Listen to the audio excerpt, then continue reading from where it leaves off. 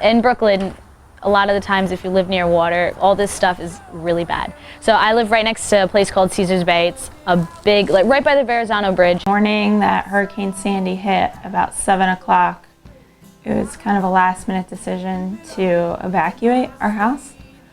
So I wasn't there, but my mom and my stepdad kind of packed up as much as they thought they would need. This girl in our school, her mom died actually from the hurricane. Her and her dad were outside. There was a piece of concrete blocking all of the water rushing by, and all of a sudden just broke. And she just had glass, her arm was just sliced open. The husband tried to help her, and the whole family just pretty much watched her like bleed to death, and the ambulances couldn't get to her. We cleaned everything up. The following week I kind of checked with the insurance company to see what was covered, and we found out that nothing really that got damaged was covered, which was okay because, like I said, you know, it was good not to have any damage inside the house. Hurricane Sandy was one of the most destructive hurricanes in the 2012 Atlantic hurricane season. In the United States, Hurricane Sandy affected 24 states. The hurricane forced the release over 10 billion gallons of raw sewage. 94% of that raw sewage went into the water in and around New York and New Jersey. It was about 2 days later, my stepdad drove down to our neighborhood, and it was blocked off by police. And they said that we weren't going to be allowed in for a couple of days.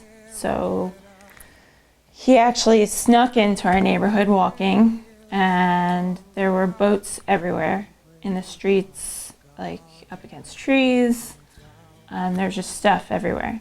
She basically rebuilt the whole house by herself when she bought it.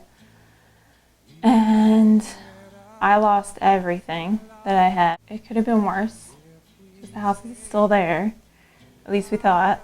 And then in about January, after we'd already redone the floor, ordered custom cabinets for the kitchen, replaced all of the appliances, we found out that we're actually gonna have to tear down the house. You know, all the things that did get beat up, we had to just, you know, either fix ourselves or repair ourselves or pay for. So we're in the process of getting everything back to shape and going from there.